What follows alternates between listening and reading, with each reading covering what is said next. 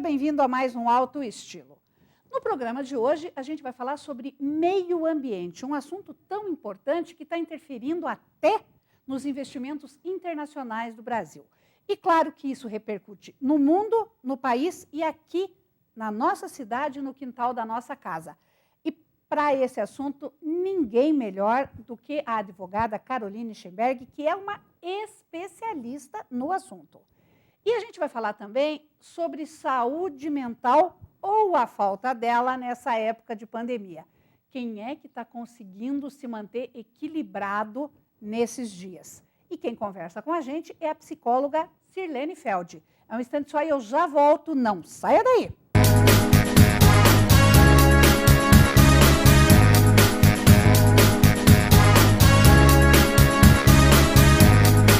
Se tem uma consequência positiva nesse cenário todo de pandemia, se é que se pode falar de positiva, mas que foi um fruto colhido, foi e que em muitos lugares o meio ambiente se recompôs pela falta da presença, do movimento do ser humano poluindo e predando.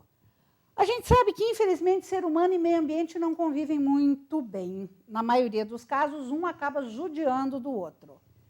E isso tem afetado, inclusive, a imagem internacional do país, prejudicando investimentos. Por isso, a atenção à questão ambiental é muito séria. E, para falar sobre isso, eu recebo hoje uma especialista em direito ambiental, a Caroline Schenberg. Caroline, prazer te receber, seja bem-vinda. Um prazer é meu, né? Enorme, sempre estar aqui conversando com você. Você é uma apaixonada pelas questões ambientais, né? Só que você dispõe do teu tempo e da tua energia para cuidar do Conselho Municipal do Meio Ambiente, a gente já tem que aplaudir, porque não é fácil, né? Esse aí, a questão do meio ambiente, a partir do momento que você conhece, né, começa a ter umas informações maiores a respeito disso, você fica cada vez mais apaixonado. Então, eu digo que eu sou realmente uma apaixonada por esta área. E isso que a gente viu o ser humano, ele é um predador por natureza, né? Isso aí já está na natureza do ser humano, né? Então, se a gente for ver desde os primórdios, né, da história da humanidade na Terra, né, a própria sobrevivência do ser humano, ele tinha que ser assim, né? Ele tem que ser o predador, porque senão ele é a presa. O ser humano é um ser muito sensível, né? Tanto que a gente pode ver que as próprias crianças, os bebezinhos quando nascem, né? Eles precisam de quantos anos de cuidado da mãe para poder se tornar independente. Inclusive, tem uns bebezinhos de 40 anos aí que ainda continuam. Ainda continuam e ainda não estão independentes. Exato. E, nesse caso, Carol, a gente tá vendo aí que essa questão do respeito ao meio ambiente, para você poder consertar ou prevenir danos muito mais sérios, a própria sociedade está se movimentando. Como é que você tem avaliado isso em termos, tanto assim, nossos locais, como ampliando aí, como ondas, né, da pedrinha na água, em todo o planeta? Como você tem acompanhado essa questão? Então, veja, a história da proteção do meio ambiente é antiga, mas ela teve uma força muito maior na década de 70, né? Onde os países se reuniram, viram que a situação que estava se tornando, né, crítica ali no planeta em relação ao meio ambiente e resolveram tomar medidas mais drásticas, né? Com leis mais fortes, com leis mais punitivas, com o risco das empresas fecharem ou de pessoas receberem multas, né? E baseado em que eles fizeram esse tipo de legislação, esse tipo de tomada, né, de medidas em relação a essa defesa do meio ambiente. Porque essas questões de defesa, elas não são voltadas apenas ali para salvar a árvore, para salvar o passarinho, para salvar o rio. É para preservar a vida humana na Terra. É uma cadeia, né? Exatamente. Então, nós precisamos preservar o meio ambiente, manter ele para próximas gerações, mas para que a vida humana permaneça. Né? Pode acontecer por danos aí de extinguir algumas espécies, mas a terra, a natureza se recompõe de novo. Mas a espécie humana a gente não sabe. E a gente vê muita gente discutindo qual é a importância de preservar, sei lá, o mico-leão-dourado, porque não faz diferença para o ser humano.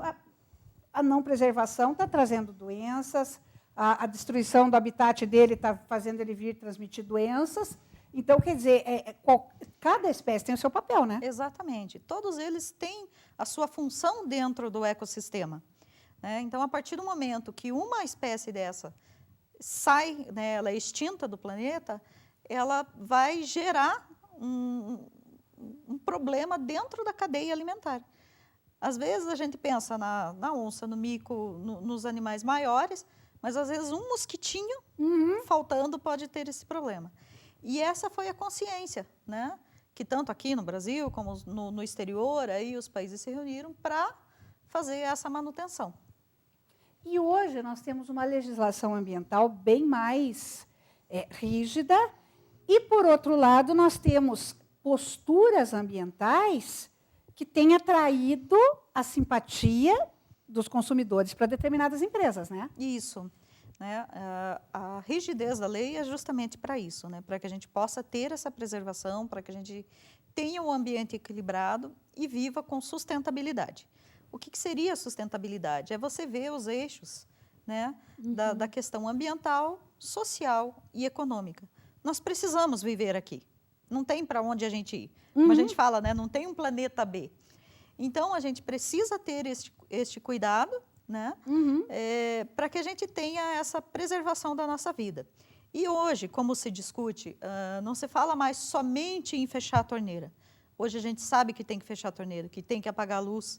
E também dá preferências a empresas e produtos que a gente fala que são produzidos, né, com o selo amigo do meio ambiente. Porque a gente sabe que existe menos dano na produção daquele produto. Então, a gente vê uma grande força aí, né, do consumo, do consumidor, do comércio, visando esse tipo de preservação e fazendo a propaganda, né, de que, olha, a gente tem todos os cuidados na nossa linha de produção, na nossa atenção, voltados a isso. E as pessoas, o consumidor, Carol, você tem observado, por exemplo, qual é o tipo de demanda que mais você tem, você como advogada, especialista em questões ambientais, tanto de denúncias como de consultoria de ações corretas? Quais são as maiores demandas que o pessoal tem ido atrás nessa questão do direito ambiental? Bom, é importante a gente saber que a gente vive em sociedade. Uhum. Então, qualquer problema que tenha, hoje em dia, com as pessoas conhecendo, né, a necessidade da preservação ambiental, então eles vão comunicar para a gente. Esta semana chegou até mim ali uma questão, por exemplo, do Alagados, né, que além de estar com nível baixo, está com mortandade de peixes. Uma outra situação onde existe muito lixo descartado de maneira incorreta, né? Isso são de ações assim que a gente faz junto ao Conselho do Meio Ambiente. Na questão de trabalho mesmo, de assessoria, de consultoria, né, a gente tem muita demanda na questão de licenciamento das empresas, que hoje é extremamente necessário fazer o licenciamento, né, de acordo com a função, com o trabalho da empresa, né, a natureza dela. Tem umas que precisam e outras que não, mas se não tiver licenciada, perde o alvará. Né? E também a questão de destruição, a gente fala destruição, né? Mas é o corte de árvores na beira do rio, corte de árvores que tem a proteção por lei, né? Como é a questão dos pinheiros. Então, a gente tem que fazer esse trabalho para orientar, tanto na defesa, depois que foi multado, né? Quanto na orientação de dizer, olha, você tem que fazer a licença para poder fazer esse tipo de corte. E a gente vê muitas pessoas atuando assim, de uma forma bastante crítica com os governos. O governo faz, o governo não faz, o governo deixou de fazer. Mas a população ainda está agindo muito mal, né, Carol? Porque você vê um monte de lixo jogado no rio que faz o rio transbordar. Ao que me consta, não deve ser o governo, seja lá de qualquer nível, que vai lá descartar esse lixo, né? Não, de maneira nenhuma. Até se fizer isso, né, eles vão ter todo o problema de infrações ambientais, o próprio prefeito corre o risco de perder o cargo por improbidade, né, porque não pode. Está na lei, todo mundo já sabe disso. Eu sempre comento, quando eu vejo até resíduos no rio, né, geralmente a gente vê o plástico e tudo mais, Eu brinco que era um costume antigo dos meus avós falarem, né? Joga no rio que o rio leva. Ele vai tirar da tua vista, mas o problema lá na frente continua. Ele leva para algum lugar, Exatamente. né? E isso não é o governo quem faz. São as pessoas que não possuem essa consciência. Existem ações ambientais que a gente faz de limpeza de rio, de limpeza da margem dos rios, perto de comunidades. Depois que termina essa limpeza, eles perguntam, quando você volta a fazer isso? Não é quando eu volto, né? É consciência deles de não fazer esse descarte, né? A gente fala, não é nem consciência, é sensibilização. Consciência é a gente saber. Sensibilização é você não praticar o ato. É você saber que você não deve, né? E, nesse caso, a nossa legislação para essa pessoa física que está ali fazendo esse tipo de coisa, nesse sentido, ela é muito branda ou nós não temos condição de fiscalização? A dificuldade nossa está na questão da fiscalização disso. Porque a lei ambiental é uma das leis mais rígidas que existem. Tá?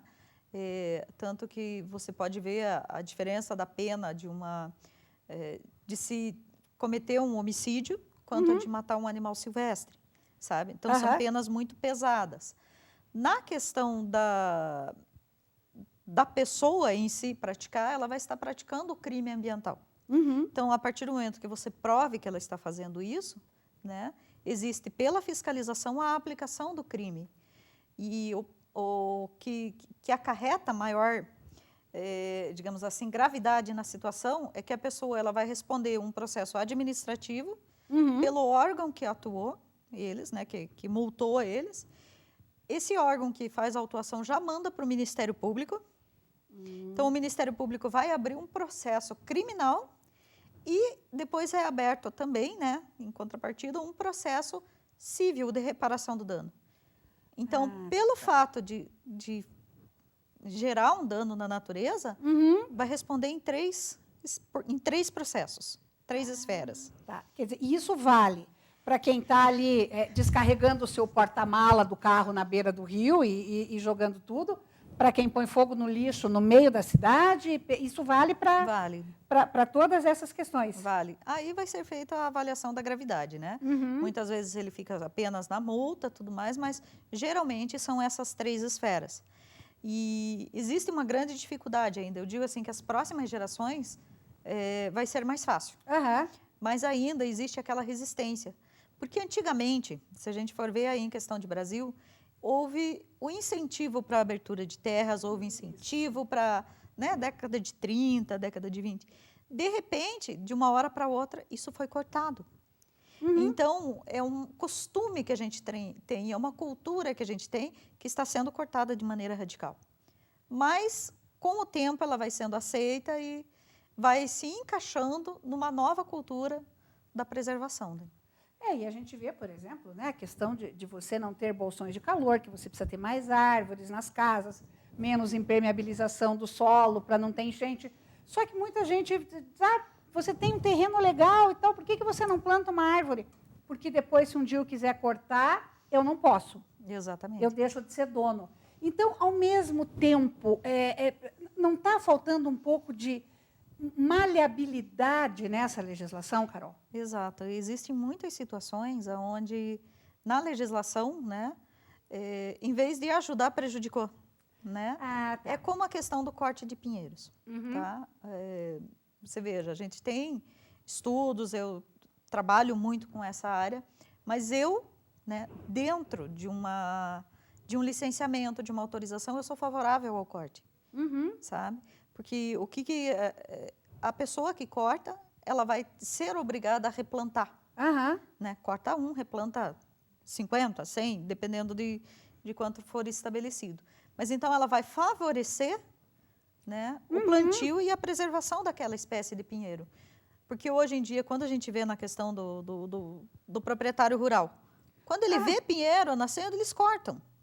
Sim, porque para ele nada. Aquilo é uma praga. Exato. Para ele virou uma praga. Para ele virou praga. Era dinheiro, né, onde poderia vender, construir as casas, tudo mais, e de repente não se pode mexer.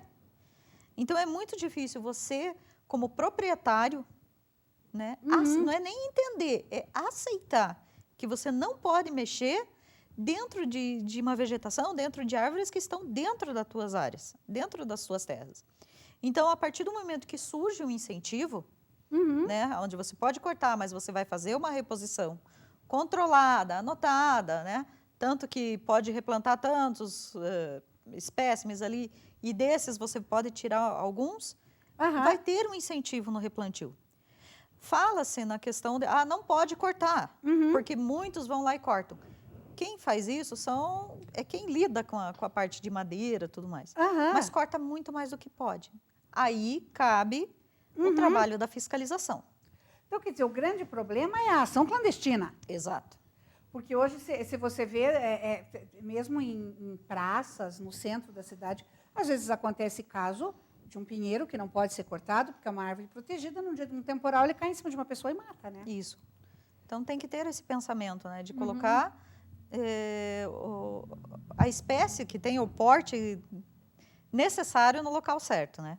E quem tem dúvidas a respeito de questões ambientais, mesmo assim, fora de propriedade rural, no seu dia a dia, na cidade mesmo, ou quer fazer alguma ação ambientalmente correta, como é que faz para pedir um apoio? Tanto do Conselho Municipal do Meio Ambiente, como uma assessoria jurídica tua.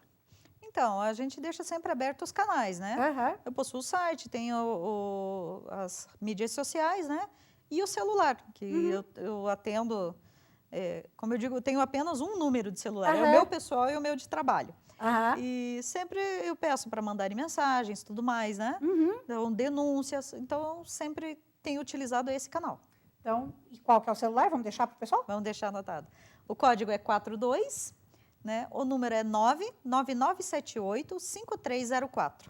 Tá certo, Carol. Muito obrigada e parabéns por essa tua dedicação aí ao meio ambiente. E a gente volta a conversar, porque logo tem mudança de governo, aí tem desafio e briga boa pela frente. Com certeza. Tá joia, Carol. Obrigada. Obrigada a você. E no próximo bloco, a gente vai falar sobre saúde, sanidade mental aí nesse período de pandemia. Será que isso é possível? Pois é o que a gente vai descobrir. Não sai daí.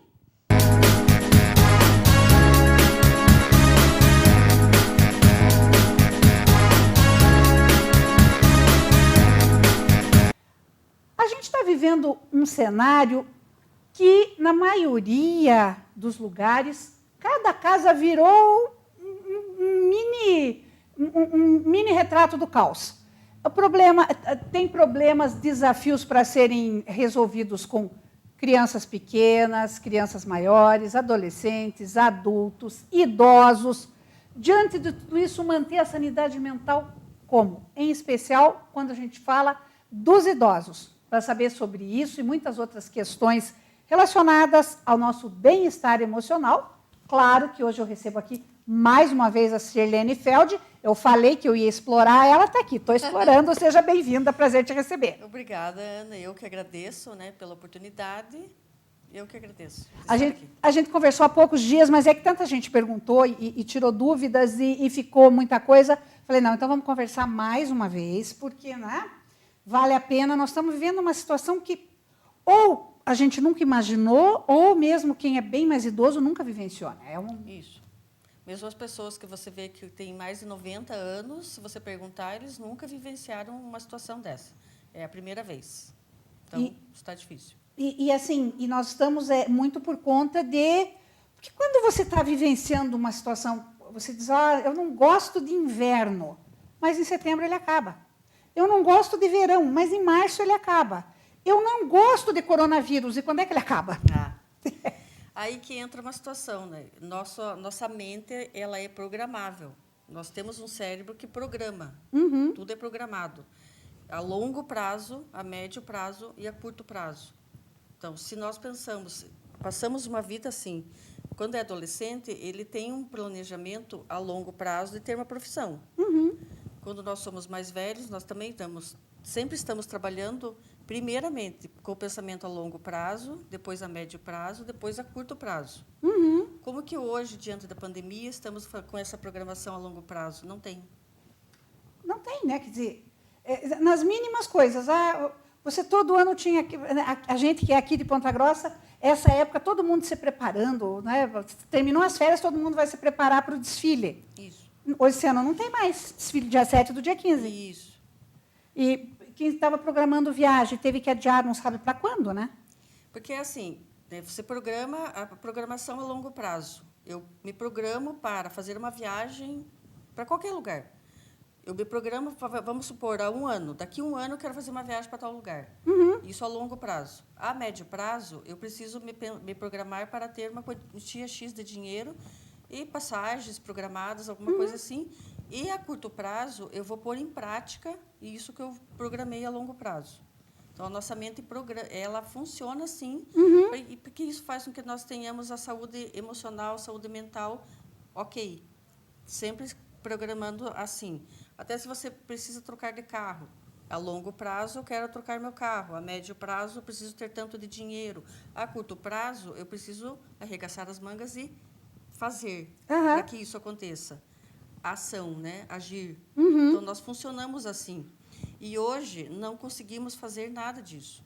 Então, não podemos programar, para o Natal, esse ano, eu vou passar o Natal com a família que mora em tal lugar. Não. E isso, nós, se for parar para pensar, é a médio prazo. Porque o final do ano já está aí. Então, não conseguimos fazer planejamento nem a médio prazo. Então, a curto prazo, eu fico com uma dificuldade maior de agir, de trabalhar. Fica mais cansativo trabalhar. Porque eu vou trabalhar para quê? Porque, claro, eu preciso ganhar dinheiro porque eu preciso sustentar a casa. Mas isso é a curto prazo. E a médio prazo, não estou conseguindo pensar, porque eu também não tenho planejamento a longo prazo. Porque a nossa mente ela trabalha de lá para cá. A longo prazo, médio prazo e curto prazo. Olha que curioso, eu sempre achei que era o contrário. Não. Coisa doida.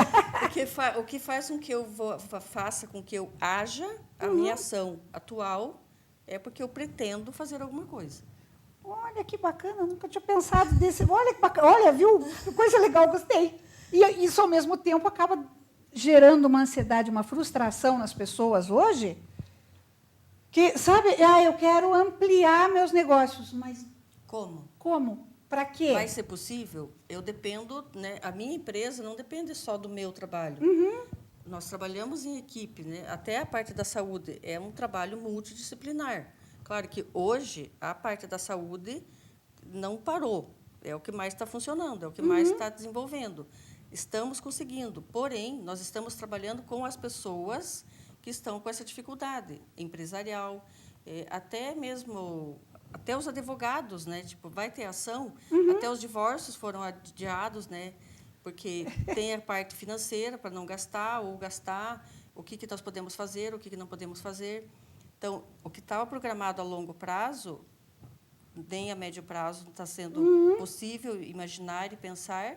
Então, hoje, essa ação de agir diante dessa situação, ela paralisou. Então, isso gera ansiedade, que gera frustração, que gera a depressão e que gera muitos conflitos em torno das famílias. E se você parar para pensar que casamentos e divórcios foram adiados, a gente vê que a situação está bem ruim, né? Está bem ruim. Esse cenário, nós tivemos aí recentemente, o Dia das Mães esse ano já foi atípico, né? Aí nós tivemos aí agora, há poucos dias, o Dia das Vovós, né? Quer dizer, o pessoal esperando. E nós vamos ter, daqui mais alguns dias, o Dia dos Pais. Tem gente que tem pai bem idoso. Como é que fica, Sirlene, essa situação? Porque o idoso ele não tem a facilidade de lidar com as mídias digitais. E aqui eu estou falando no conceito do idoso de uma idade bem mais avançada. Porque se você pegar o idoso do conceito do estatuto, que é 60 anos, via de regra, 60 anos, não dá para enquadrar como idoso hoje, né? Quem que você enquadra emocionalmente como idoso? Idoso, a gente pode pensar naquela pessoa que realmente ainda está mais numa condição de saúde física, que é mais debilitado e que fica mais em casa, que tem mais dificuldade de se locomover, que está mais acamado, ou que está de andador, algumas coisas assim, que ele realmente tem uma dificuldade. Que ele precisa de alguém que cuide dele. Ele não pode mais ficar sozinho. Esse é o idoso. Tanto que tem algumas piadas, né? Melhor idade. Qual é a melhor idade? Se você perguntar para uma pessoa, de 85 anos, qual é a melhor idade, a pessoa pode dizer, não, eu não queria estar nessa idade, com tanta limitação, não é a melhor. Mas nós não podemos chamar de velho, porque o que é velho? Velho é aquilo que é descartado. Então, também não é velho, não são os velhos. São as pessoas com a idade avançada, com suas limitações. E essas pessoas, eu creio que são as que estão mais sofrendo. É porque a gente vê um conceito geral, né, que o idoso é grupo de risco do coronavírus. Mas esse conceito de idoso, além de ser muito relativo, ele virou pejorativo. Hoje em dia as pessoas, não sei se é esse culto da juventude eterna, mas hoje em dia parece que ser idoso é meio ofensivo, né? Sim. Não se fala mais, né, porque estava associado ao velho. Uhum. Antes era velho. Então, algumas pessoas hoje, você percebe nitidamente, como nós temos mais acesso à saúde médica, as pessoas têm mais qualidade de vida, fazem mais exercício, então as orientações, justamente por causa da mídia, né? Nós temos mais informações, as pessoas elas procuram mais, então estão mais vivendo em sociedade. Então, você vê que a idade do idoso mesmo demorou mais. Então, hoje em dia, uma pessoa de 75, 78, praticamente 80 anos, você não vê muito ela como idoso. Porque ela tem uma vida ainda... Ela tem qualidade de vida ainda. Pode ter seus percalços da saúde física e fisiológica, mas ela ainda tem uma cabeça boa. Uma cabeça produtiva, né? Isso. E as pessoas estão se deixando envelhecer menos, porque se você lembrar, na época das nossas avós, a minha avó paterna, por exemplo, ela faleceu aos 50 anos e ela era uma vovozinha, né? A minha avó materna faleceu aos 62, ela era uma vovozinha. Hoje a minha mãe tem 76 e ela não é uma vovozinha. Isso. Nós estamos nessa faixa dos 50 e também não somos vovozinhas. Eu não tenho neto, mas eu não sou uma vovozinha. Eu tenho mais de 50 também e já sou vó. E não me vejo como vovozinha. Então, quer dizer, isso mudou muito. E aí, nessa questão da pandemia, por exemplo, a questão do risco-benefício aí, o que está matando mais esse... Qual é o risco maior de doença e de morte para o idoso? Eu estou falando tanto o idoso que está em boas condições, como o idoso que está acamado. É a doença ou é o não ser visitado, é o abandono? Involuntário, mas abandono. Eu creio que o que mais está afetando eles é a solidão, é o abandono.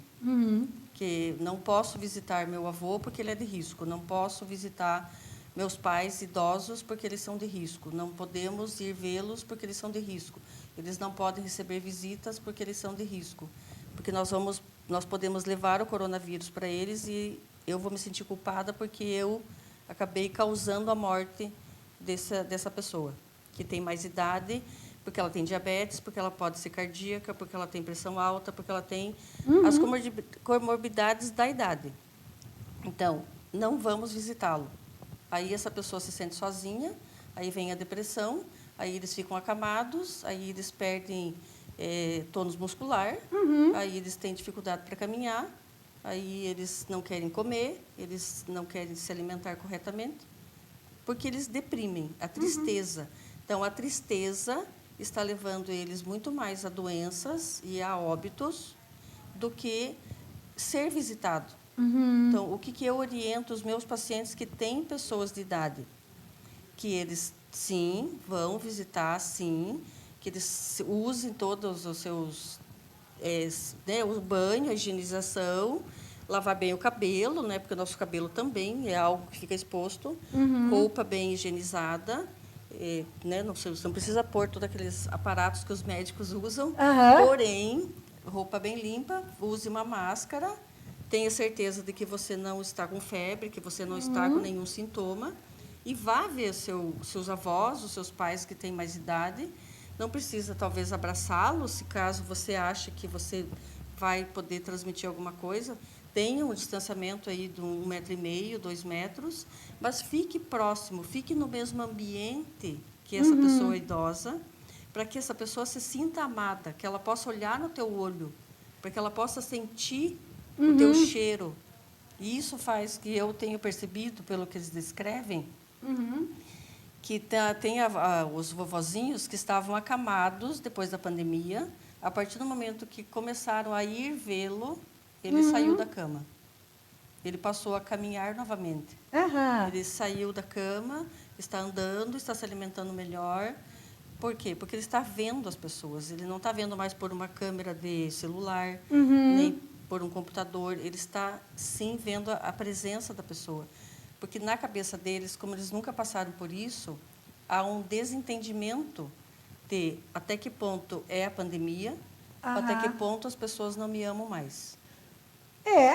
Ele fica nessa dúvida, né? Porque a percepção do idoso não é a mesma que das gerações que estão mais antenadas aí com essa mídia social, né? Isso. Então, aí, e nesse sentido, então, o conselho é para... Vai vê-lo, né? Vá visitá-lo de uma forma que você tome todos os cuidados, né? Se você está com febre, se você tem algum sintoma, se você acha que você está gripado, alguma coisa, ok, não vá. Mas, né, dentro de uma família que tem aí 10 pessoas, se uma não vai, as outras não vão todos de uma vez só, né? Vá, vá um de cada vez, para que ele possa ver essa pessoa, para que ele sinta que sim, as pessoas continuam amando ele, que ele não está sendo descartado de uma sociedade e vai morrer sozinho. Esse nosso papo está muito bom. A gente pode continuar mais um bloco? Podemos. Então, você não saia daí que eu já volto. Um instante só.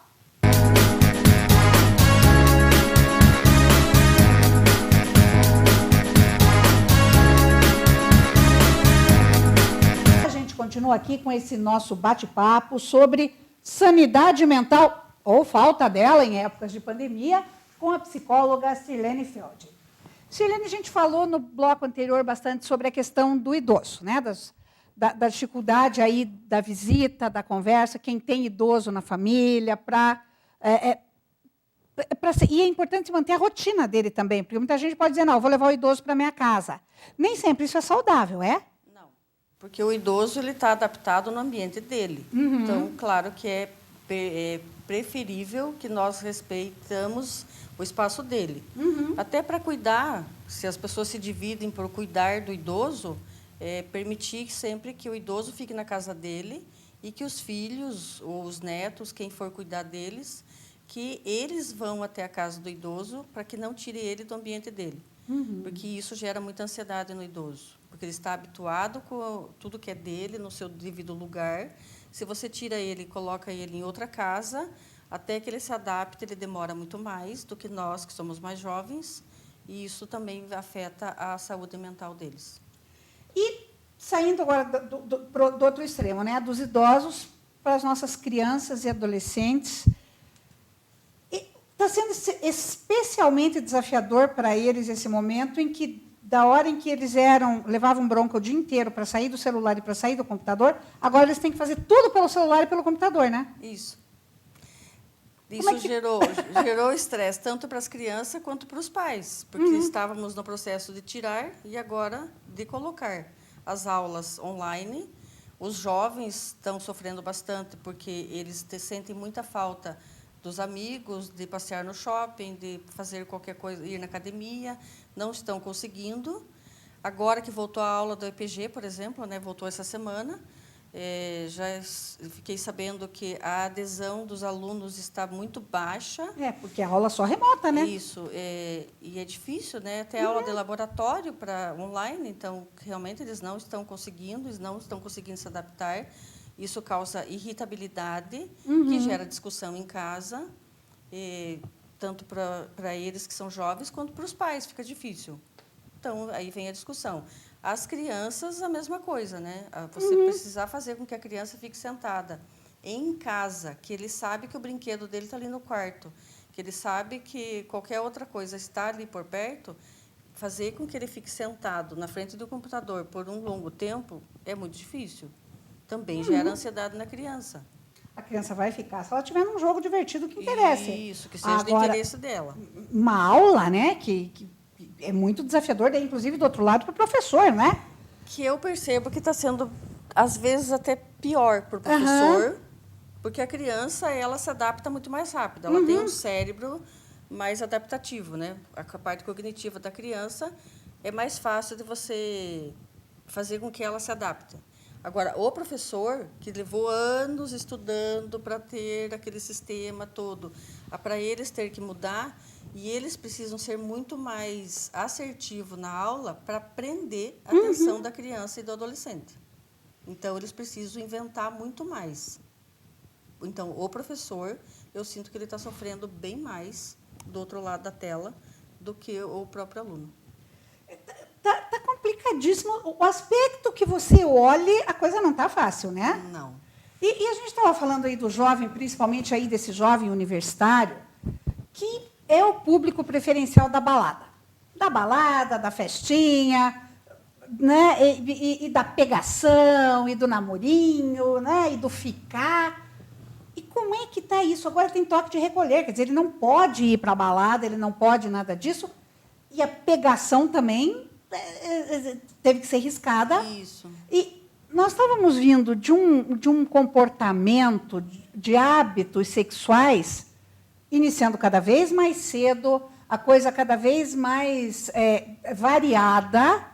E agora como é que fica? Olha, uma ruptura dessa de hábitos e costumes. Então, o que eu percebo desde o início da pandemia, né? Que as pessoas não vão ser as mesmas depois disso tudo que está acontecendo. A sociedade vinha num crescimento, assim, muito a sexualidade mal interpretada, mal ensinada, para que hoje as famílias se posicionaram dentro dos seus lares e tudo precisa ser reestruturado. Então, tem um lado positivo nisso, que eu creio que seus filhos estão realmente diante dos pais, dos seus familiares, e que eles estão conhecendo melhor os seus filhos. Antes, se o professor reclamava do aluno da escola, os pais iam lá e criticavam a escola. Hoje, não. Esse filho está em casa, e ele está vendo o comportamento do filho em casa. Eu creio que, quando voltarmos ao que era antes, se voltar 100% como era antes, que eu creio que não vai acontecer, mas pelo menos parcialmente vai voltar, ter aula presencial e tudo mais, quando a escola reclamar do filho de alguém, eu creio que esses pais vão entender melhor a escola do que entendiam antes. Porque antes a escola não estava tão certa e meu filho estava certo. Hoje, não. Eles estão entendendo que seus filhos, sim, têm alguns comportamentos disfuncionais e que lá na frente provavelmente eles vão precisar acatar mais a ideia da escola. Então, creio que existe um aprendizado muito grande aí. E essa questão da sexualidade também, né? Porque existe desenvolvimento sexual e desenvolvimento da sexualidade. Sexualidade você ensina para a criança desde o momento que ela nasce. Ah, é? Sim. Uhum. E sexo você ensina na puberdade. Ah, tá. E qual é a diferença, então? Olha, você está me enchendo de conceitos novos hoje na entrevista. Estou gostando disso. Porque sexualidade são sensações, né? Você desenvolve a sexualidade da criança e do adolescente até que ele chegue na puberdade, que é onde os hormônios dele estão prontos para uma relação sexual. Ah, tá. Mas a sexualidade são sensações de prazeres. São toque, que é quando você abraça a criança, você beija a criança, você olha no olho da criança, conforme ela vai crescendo, você vai conversando com ela, que são trocas de sentimentos, comunicação assertiva. Quando você fala para a criança, eu te amo. Quando você fala que gosta, eu gosto disso. Quando a criança observa os pais, os cuidadores dela, né, da criança, andando de mão dada, trocando abraços com as outras pessoas, com os seus colegas, com os amigos. Então, os pais ensinam sexualidade para os seus filhos. Ah, Quando tá. ele chega lá, mais na frente, 9, 10 anos, as crianças começam a perguntar o que é transar. O que os pais precisam fazer? Ensinar realmente o que é um ato sexual? Ou perguntar para a criança onde foi que você escutou essa palavra? O que exatamente você quer saber? Porque eu sempre ouvi dizer que você não precisa responder nada além do que a criança quer saber. Ela só está preparada para aquilo que ela perguntou. Para aquilo que ela perguntou. Se ela perguntar de onde a criança sai quando nasce, você não precisa explicar como é que entrou ali, né? Não. Você vai responder conforme a criança está perguntando. Então, você devolve a pergunta. Onde foi que você ouviu essa palavra? Se foi na mídia, tá? Como foi? Quem que te ensinou? Vai desenvolvendo uma conversa com a criança para tirar a dúvida dela. Pronto, a partir do momento que você tira, transar é namorar. Pronto, a criança sai correndo e vai brincar. Satisfez a curiosidade, está respondido. Satisfez a curiosidade dela, porque ela ouviu essa palavra em algum lugar. Você não precisa fazer um tratado, né? Não, porque tem pais que se assustam, né? Pensam assim, quando a criança me pergunta, já que eu sou a mãe ou o pai do meu filho, eu preciso responder exatamente o que ela quer saber. Mas daí, na cabeça dos pais, nossa, que desespero agora. Então, pega lá e vai lá e ensina. Tipo assim, tá vendo? Aqui tem um homem, aqui tem uma mulher, transar é isso. Não. A criança não está preparada para isso, né? Cognitivamente, ela não está preparada para essa resposta. Então, você vai estar fazendo com que a criança desenvolva uma sexualidade antecipada. Por isso que a gente percebe muitas crianças, 12, 13 anos, tá saindo da infância. E aí a gente percebe muitas dessas pessoas, desses pré-adolescentes, já tendo relação sexual. Significa que eles aprenderam a sexualidade de uma forma um pouco mais invasiva. E isso, do ponto de vista dessa iniciação sexual cada vez mais cedo, isso é prejudicial, quer dizer, no sentido de que essa criança, porque com 12 anos ela é praticamente criança, ela pode estar preparada biologicamente para o ato sexual, porque, inclusive, a puberdade está chegando cada vez mais cedo, né? A primeira menstruação das meninas e tal. E, do ponto de vista emocional, ela já está preparada para isso? Não. E mesmo a preparação hormonal, a fisiológica, ela está acontecendo cada vez mais cedo, porque nós, com o desenvolvimento da sexualidade da criança, se ela tem acesso a vídeos que não são para a idade dela, se ela tem adultos em volta dela que fala muita besteira, fala muito sobre ato sexual perto de crianças, faz com que a criança tenha uma curiosidade e, como a gente sabe que a mídia está mais próximo deles, eles vão pesquisar. Então, às vezes, com 9 anos, 10 anos, você sabe que uma criança ela já sabe pesquisar muito bem sobre certas coisas que ela escuta os adultos falando. Isso faz com que acelere o cérebro dela, vai captar aquelas imagens, vai captar aquela fala, que vai fazer com que ela busque mais informações, que vai antecipar o desenvolvimento hormonal dela. Então, quer dizer, essa história de que não tem idade certa, então tem sim. Tem. Quando é mais cedo, quando antecipa, significa que ela está sendo criada num ambiente que propôs ela ter acesso a algo que ela não estava preparada cognitivamente ainda. E aí isso pode acarretar problemas para o resto da vida. Sim. E aí hoje você vê essa molecada uma coisa muito, eu diria, volúvel, né? Muito superficial, muita troca. Fiquei com 4 ou 5 na balada. Isso é um comportamento que você acha que prejudica esse desenvolvimento emocional também? Sim, porque daí lá na fase adulta vai fazer com que ele tenha prejuízos dos seus relacionamentos mais maduros lá na frente. Ele vai ter dificuldade nisso. Vai ter dificuldade porque ele pode estar aprendendo. Daí entra a questão de você ensinar a sexualidade até que ele termine a infância, que é 12, 13 anos. Se você for assertivo na explicação, né, que ele copie comportamento dos pais que são assertivos, relacionamentos com os amigos, dos pais, porque a criança copia muito o comportamento dos pais. Se ele vê que os pais saem com outras pessoas, vão conversar, se divertem, ele percebe que o adulto pode ser feliz sem ter tanto envolvimento íntimo, excessivo. Então, ok, as pessoas são felizes. Isso é sexualidade. Sensação de prazer. Inclusive, tomar um copo d'água. Se eu estou morrendo de sede e tomo um copo d'água, eu tenho uma sensação de prazer. Isso é trabalhar a sexualidade. É uma sensação de prazer. Um abraço gostoso no dia do teu aniversário ou qualquer dia. É desenvolver a sexualidade, são sensações de prazer. Quando existe uma falta dessa sensação de prazer, quando eles chegam na adolescência, eles vão buscar, porque sentiu a falta. Então, tudo precisa do equilíbrio, nem de mais, nem de menos. Então, também, se é excessivamente muito amor, muito carinho, tudo em excesso, também pode chegar na adolescência que ele vá e transfira isso para outras pessoas. Se foi a falta, quando ele chega na adolescência, algumas pessoas têm dificuldade no toque.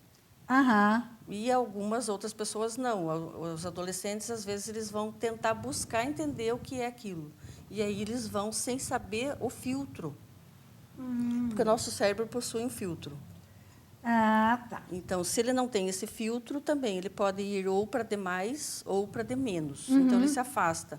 Quando ele se torna adulto, no relacionamento amoroso dele, ele pode ter a dificuldade. Por isso que a gente percebe hoje em dia também alguns casamentos muito romantizados, né? O romantismo, esse excesso de romantismo, também não é legal. Então, a gente percebe muito hoje, talvez tenha relação com os contos de fadas, né? Os filmes das princesas, né? Tudo aquilo.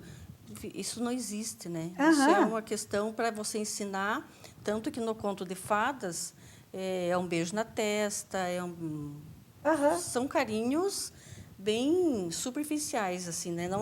Não está mostrando nada, tipo, o príncipe casou com a princesa, ele foi lá, teve uma relação sexual. Não, termina no casamento. Sempre, foram felizes para sempre. Né? Então, não, esse romantismo todo, ele não é construído assim. Ele tem todo um porquê por trás, todo um como por trás, que a gente precisa ensinar a criança, quando ela assiste esses filmes, mostrar que, ok, beleza, permita que a criança vivencie essas fantasias na infância, mas que não leve isso para a vida adulta. Vai entendendo, com o passar do tempo, que lá na frente as coisas não são tão difíceis, mas também não são tão simples. E o casamento, a gente precisa olhar para ele assim, o casamento é um relacionamento simples. Não vamos complicar romantizando tanto e nem brigando tanto. Podemos discutir. Bom senso. Isso. Tá certo. Adorei, para variar, a nossa entrevista e, lógico, que mais para frente eu vou explorar muito mais você, né? Já ficamos combinados? Já fica essa exploração combinada? Claro, combinado. Então, tá ótimo. Adorei mais uma vez. Muito obrigada. Obrigada a você, Ana. Um prazer. E você que está aí, muito obrigada pela companhia. Adorei estarmos juntos. Quero lembrar que o nosso e-mail é programaautoestilo@gmail.com, o telefone 991323536. Pessoal de New Hair Design, muito obrigada pela parceria de tantos anos. E você que está em casa, também, grande parceiro. E a gente tem um encontro marcado semana que vem aqui na TV Vila Velha, em Alto Estilo. Até lá!